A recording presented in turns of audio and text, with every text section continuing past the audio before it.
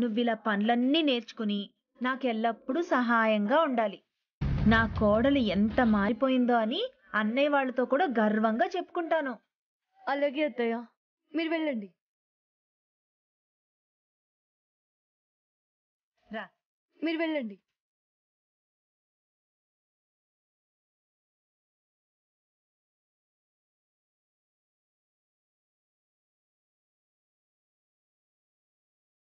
ఎలా క్లీన్ చేయాలి?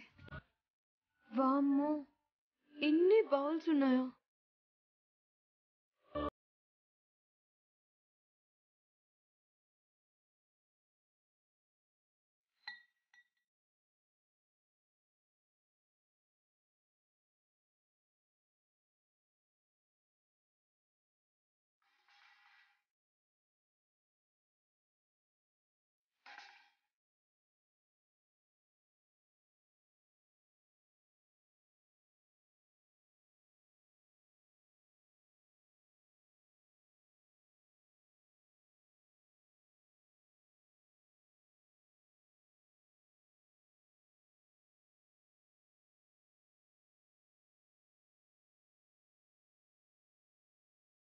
ఆద్య, ఏంటిది? లే,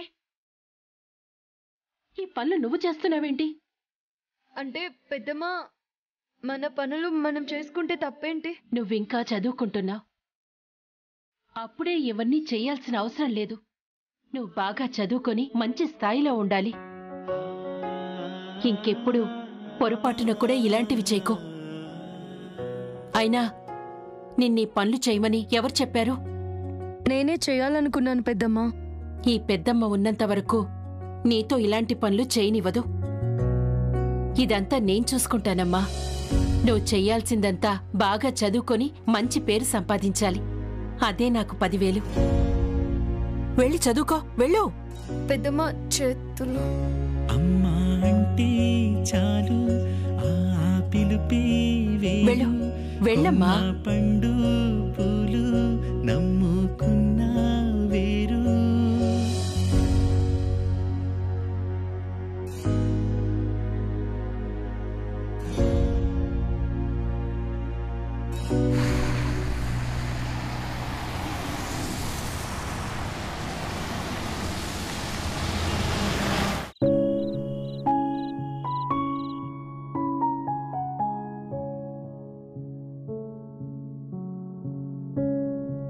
ఈ జుంకా దొరికినంత మాత్రాన నీ మీద నాకు ఇష్టం కలుగుతుందా? మన జీవితం మారిపోతుందా? ఈ క్షణం నుండి ఈ ప్రేమ అనురాగం వదిలే. శ్రీను ఆద్యలతో పాటు వీళ్ల పెళ్లి కూడా జరిపిస్తే చాలు. అలాగే చేద్దాంలేండి. కోచ్ సార్, మీ గురించి ఆలోచించకుండా ఒక్క క్షణం కూడా గడవదు. అలాంటిది నేనెవరినో పెళ్లి చేసుకుని జీవితాంతం మీకు దూరంగా ఎలా ఉండగలను సార్? పైగా నేను స్టూడెంట్ని, చిన్న పిల్లని, నాకేం తెలీదని నా ప్రేమని రిజెక్ట్ చేశారు. ఎవరికైనా ఒక్కసారికి ఒకే విషాదం ఉంటుంది, కానీ నాకు మాత్రం ఒకేసారి 2 విషాదాలు. ఒకటి, నా ప్రేమ మీరు కాదనటం. రెండోది, మా నాన్న నాకు ప్రశాంతినిచ్చి పెళ్లి చేయబోతున్నారు. ఏం చేయాలో అర్థం కాక క్షణక్షణం నరకం అనుభవిస్తున్నాను సార్. అస్సలు చదువుకోలేకపోతున్నాను. రేపు పరీక్షల్లో కూడా ఏం రాయాలో తెలియట్లేదు.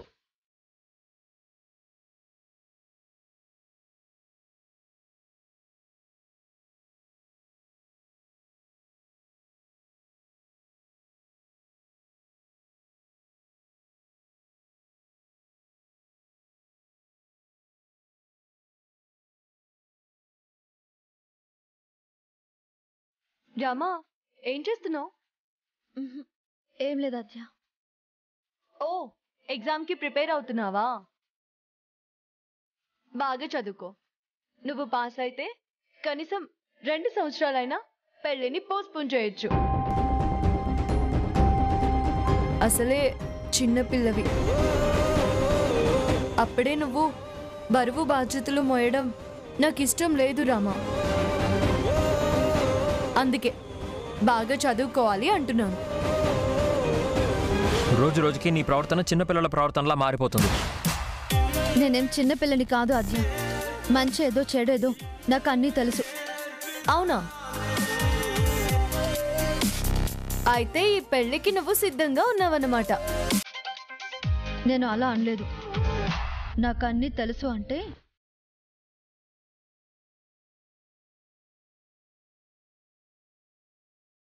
బాగా చదువుకుంటానని అర్థం. రామా, నీకు పెళ్ళంటే భయం. బాగా చదువుకుంటావని నాకు తెలుసు.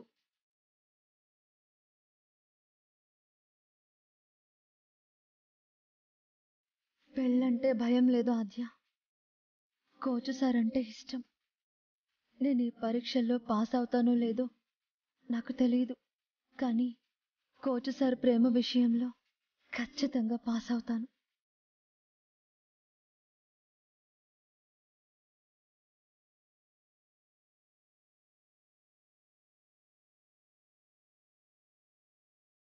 ప్రాక్టీస్ మేక్స్ మ్యాన్ పర్ఫెక్ట్ అంటారు. జస్ట్ ప్రాక్టీస్ అని కాన్సన్ట్రేట్ చేయకుండా ఆడితే ఫైనల్గా టోర్నమెంట్లో పట్టుకోల్పోతారు. So every player focus on match. ప్రతి మ్యాచ్లో మీరు పొందే అనుభవంతో నెక్స్ట్ మ్యాచ్కి ఇంప్రూవ్మెంట్ ఉండాలి. అప్పుడే ఏ ఆటలో అయినా ఉన్నత స్థాయికి చేరుకోగలం. అర్థమైందా?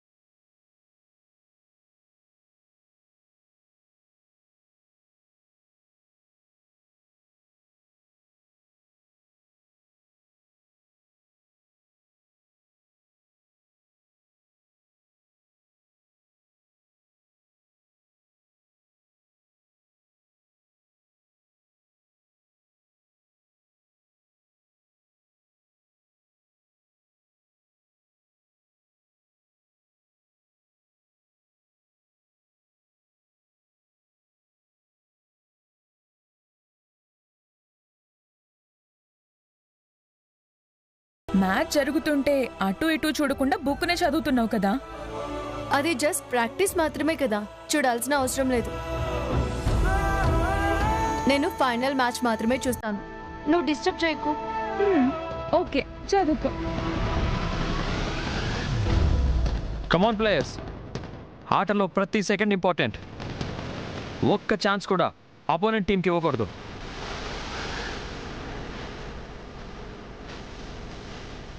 Come on players, come on.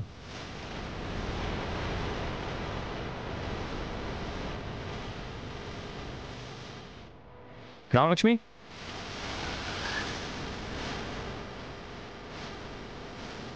నువ్వు రాసే ఆన్సర్లో తప్పున్నా క్షమిస్తాను, కానీ నువ్వు ఆడే ఆటలో తప్పు జరిగితే క్షమించను. ఎందుకంటే పరీక్షలో నువ్వు సరిగ్గా రాయకపోతే నువ్వు మాత్రమే ఫెయిల్ అవుతావు, కానీ మ్యాచ్లో ఏ ఒక్కరు తప్పు చేసినా టీం మొత్తం ఓడిపోతుంది. So, be careful.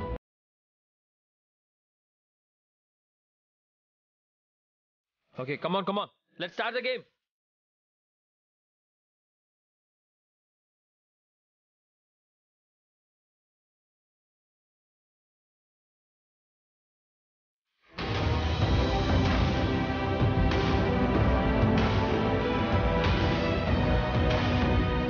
Ramalakshmi, practice చేస్తున్నావా, నిద్రపోతున్నావా? అక్కడ గోల్ వెళ్తుంటే బాల్ ఆపకుండా ఏం చేస్తున్నావు? అది నో ఆర్గ్యుమెంట్స్. ఇది మళ్ళీ రిపీట్ అయితే ఈ మ్యాచ్లో నువ్వు ఉండవు. అసలు ఈ టీంలోనే నువ్వు ఉండవు. అది గుర్తుపెట్టుకో. Come on guys.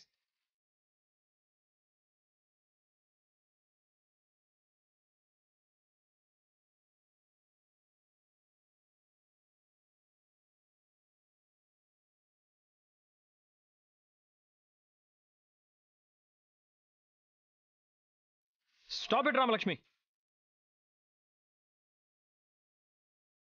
You are unfit, Ramalakshmi. Get out of the ground. నువ్వు ఏదో లోకంలో ఉన్నావు. నువ్వు గేమ్కి విలువ ఇవ్వట్లేదు.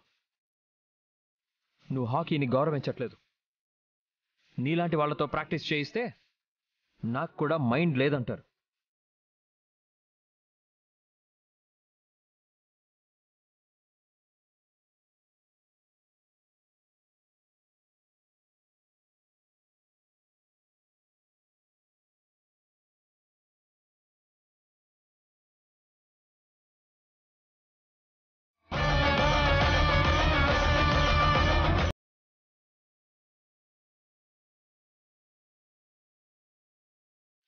ఎందుకు ఇలా చేస్తున్నావు?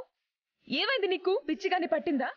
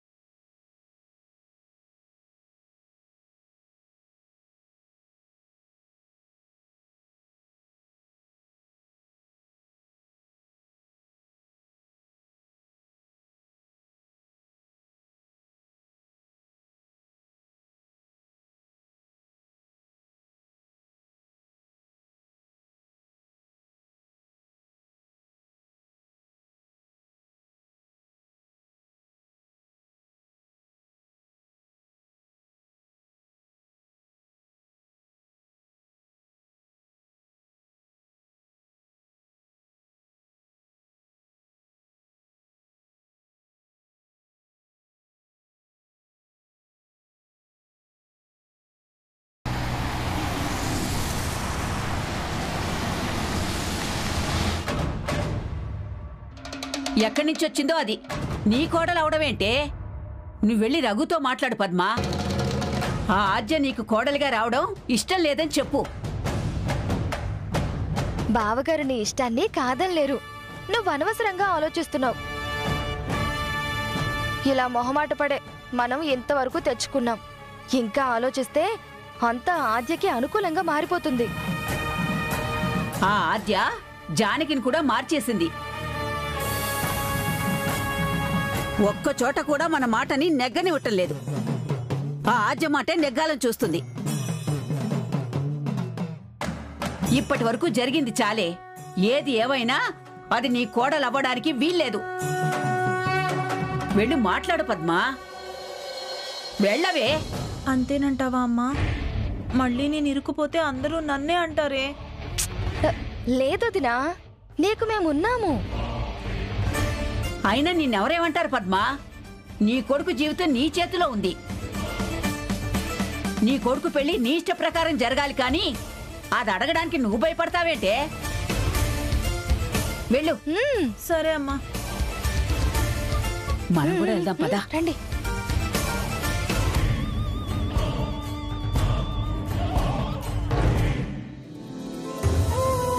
అన్నయ్య, చెప్పమ్మా. నీతో కొంచెం మాట్లాడాలన్నయ్య. ఏ విషయం అమ్మా?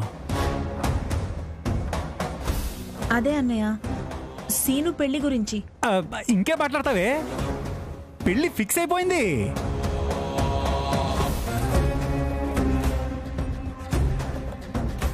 పెళ్లి జరుగుతుందని బావగారు గ్రీన్ సిగ్నల్ ఇచ్చేశారు కదా. మాట్లాడడానికి ఇంకేముంది? సీనుగడి పెళ్లికి అక్షింతలేడు ఆశీర్వదించడం తప్ప. అది కాదండి, చాలా ముఖ్యమైన విషయం మాట్లాడాలన్నయ్య. ఇంకేం మాట్లాడాలి పద్మా? అంతా నువ్వనుకున్నట్టే జరుగుతోంది కదా. పెళ్లికి నువ్వు కూడా ఒప్పుకున్నావు కదా. ఒప్పుకున్నానులే వదినా. కాకపోతే ఆది గురించి కొన్ని విషయాలు అన్నయ్యతో మాట్లాడాలి. చెప్పమ్మా. అన్నయ్య, ఆది అమెరికాలో పెరిగింది కదా అన్నయ్య. అవును, అమెరికాలోనే పెరిగింది. మన ఇంటి కోడలవుతుంది. ఇందులో ఆశ్చర్యం ఏముంది? సోనియా గాంధీ కూడా ఇటలీలో పుట్టింది. రాజీవ్ గాంధీని పెళ్లి చేసుకోలేదా? మన భారతదేశానికి కోడలు అవ్వలేదా? ఇది కూడా అంతేనే, పిచ్చి మొహమా. మీరు ఆపుతారా? అది కాదు పద్మం. కొడుకు పెళ్లి విషయం 10 మందితో పంచుకోవాలి గాని ఇంకా ఎలా జరుగుతుంది అని ఆలోచిస్తావంటే పిచ్చిమొహం. బావగారు, పద్మ ఏం చెప్పాలనుకుంటుందో నాకు అర్థమవుతోంది. ఆద్య అమెరికాలో పుట్టింది, గారాబంగా పెరిగింది, గొప్పగా పెంచారు. కానీ ఇక్కడ పనులన్నీ నేర్పించి ఉండరనే కదా? అది కాదు. నువ్వే అన్నీ నేర్పించాలి పద్మ. ఆద్యని కన్న కూతుర్లా చూసుకోవాలి.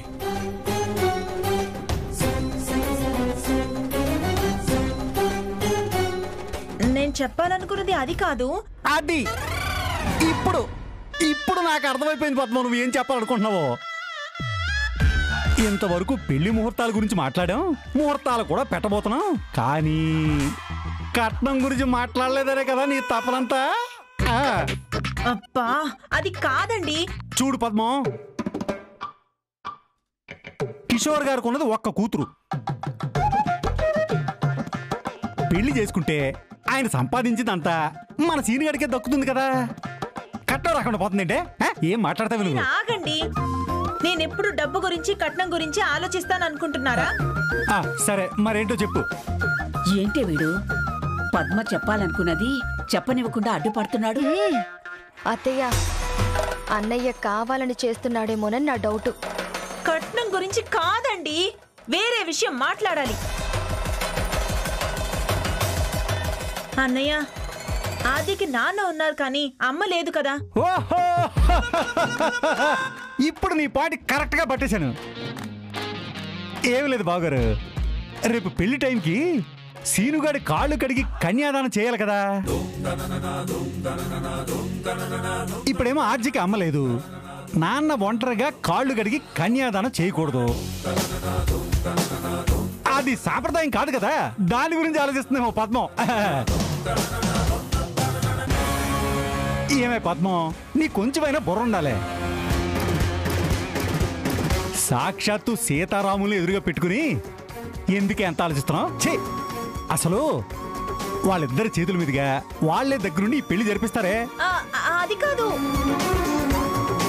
పండగ లాంటి ఆ పెళ్లిని చూసి ఆనందపడాలే గాని ఇలా ఎవరు చేస్తారో ఏం చేస్తారో అని అనుమానపడకూడదే. ఛీ పద్మ, ఈ ఊళ్ళో ఎంతో మందికి పెళ్లి జరిపించాం,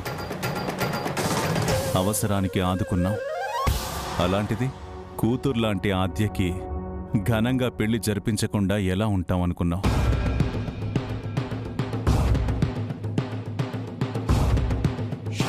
అన్నీ మేమే దగ్గరుండి జరిపిస్తాం. మీరు ఈ విషయంలో కంగారు పడాల్సిన అవసరం లేదు. ఇది మా బావగారంటే. బావగారు, మీరు ఏం చెప్పినా సరే అది అద్భుతంగా ఉంటుంది అనుకోండి. ఏమే పద్మం, నువ్వు మళ్ళీ ఆర్జికి బంధువులు ఉన్నారా లేరా, వాళ్ళు పెళ్లికి వస్తారా రారా, ఇట్లాంటివేం అడక్కు. నువ్వు వెళ్ళి ముందు పెళ్లికనే సిద్ధం చేయి. పో పో పో పో పో. అది కాదండి. అరే, వెళ్ళమన్నారు కదా.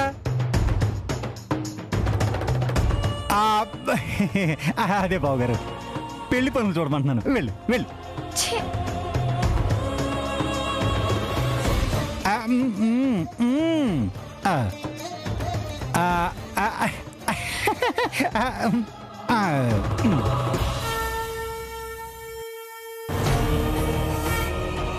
ఏంటత్తయ్య, ఎక్కడైనా పెళ్లి జరిపించడానికి ఆటంకాలు ఉంటాయి. ఇక్కడేంటి పెళ్లి ఆపడానికి కూడా ఆటంకాలున్నాయి. వెంకట్రావన్నయ్య అడ్డుపడుతున్నారు. ఇంకేం చెప్తుందో వదినా?